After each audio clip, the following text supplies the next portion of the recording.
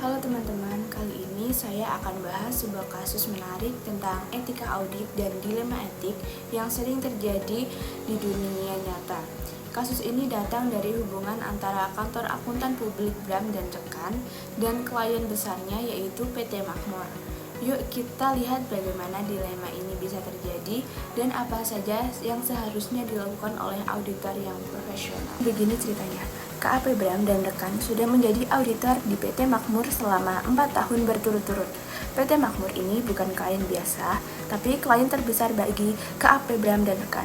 Saat melakukan audit, tahun berjalan, tim auditor menemukan adanya penjualan fiktif alias penjualan yang sebenarnya tidak pernah terjadi.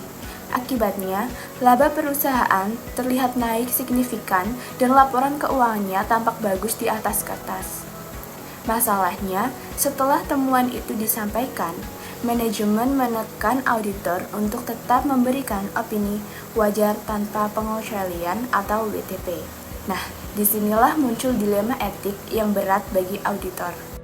Nah, sekarang kita lihat dilema yang dihadapi oleh KAP Bram dan Rekan. Di satu sisi, mereka ingin menjaga hubungan baik dengan klien besar, karena PT Makmur adalah sumber pendapatan utama. Kalau klien ini lepas, bisa jadi pendapatan KAP turun drastis. Tapi, di sisi lain, sebagai auditor profesional, mereka punya tanggung jawab moral dan hukum untuk menyatakan laporan yang benar dan jujur. Jadi pertanyaannya adalah, apakah auditor ini harus tetap memberikan opini WTP demi mempertahankan klien atau memilih berkata jujur meskipun resikonya akan kehilangan klien besar? Inilah yang disebut dilema etik. Situasi di mana semua pilihan terasa sulit tapi tetap harus ada keputusan yang benar secara moral.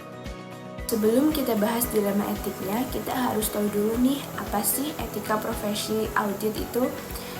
Dalam kode etik akuntan publik ada 5 prinsip dasar yang wajib dipegang oleh setiap auditor, yaitu yang pertama ada integritas, artinya jujur dan tidak menyesatkan. Dan yang kedua ada objektivitas, bebas dari tekanan atau konflik kepentingan. Dan ketiga ada kompetensi, profesional dan kehati-hatian. Yang keempat ada kerahasiaan dan yang kelima ada perilaku profesional. Kelima prinsip ini bukan sekedar teori, tapi pondasi utama kepercayaan publik terhadap profesi auditor. Begitu satu prinsip dilanggar, kepercayaan masyarakat bisa langsung runtuh. Kalau kita analisis lebih dalam, ada beberapa pendekatan etika yang bisa dipakai. Yang pertama ada pendekatan utilitarisme, yang melihat dari sisi manfaat terbesar bagi banyak orang. Dalam kasus ini, menolak tekanan manajemen dan mengungkap kebenaran justru memberi manfaat bagi publik agar investor, karyawan, dan masyarakat tidak tertipu.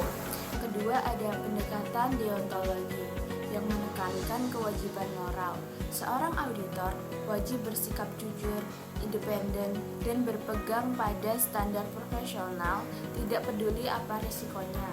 Dan yang ketiga ada etika kebijakan atau virtue etik yang menekankan karakter baik seperti keberanian dan integritas. Artinya, auditor yang beretika harus berani mengambil keputusan yang benar meskipun sulit.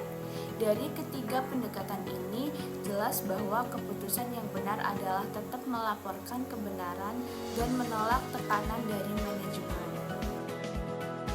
Lalu apa yang seharusnya dilakukan oleh KAP Bram dan Rekan?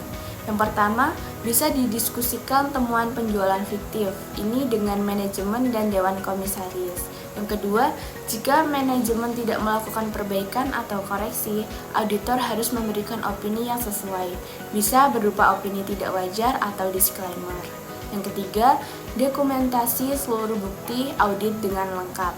Yang keempat, jika terbukti ada indikasi fraud, auditor dapat mempertimbangkan melaporkan temuan tersebut kepada pihak berwenang. Memberikan opini WTP padahal tahu ada manipulasi data berarti melanggar integritas dan objektivitas. Bahkan bisa berujung pada sanksi hukum atau pencabutan izin praktik. Teman-teman, dari kasus ini kita belajar bahwa etika bukan sekedar aturan di atas kertas. Etika adalah jiwa profesi auditor. Tanpa etika, laporan keuangan bisa menyesatkan banyak pihak. Investor bisa rugi, publik bisa kehilangan kepercayaan, dan profesi akuntan publik bisa tercoreng. Jadi, keberanian untuk berkata jujur dan menolak tekanan adalah bukti profesionalisme sejati seorang auditor. Nah, itu tadi penjelasan tentang etika dan dilema etik dalam audit dengan contoh kasus penjualan fiktif di PT Makmur.